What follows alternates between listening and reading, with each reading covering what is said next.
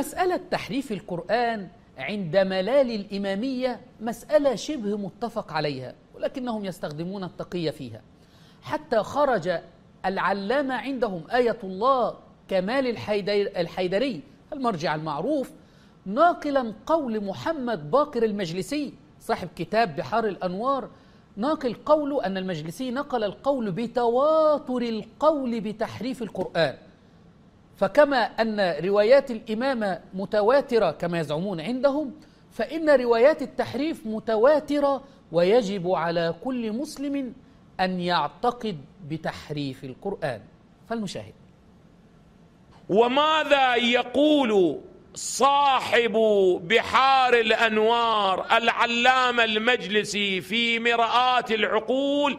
يقول: الروايات الدالة على النقيصة والتغيير والتلاعب، التفت، متواترة على حد تواتر روايات الإمام،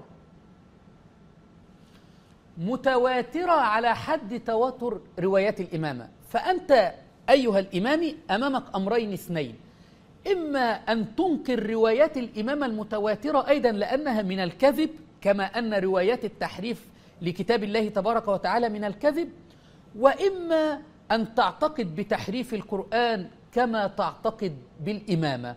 ونصيحة من مشفق عليك أن تترك هذه الديانة، لأنها والله كلها من الكذب ومن صنع البشر.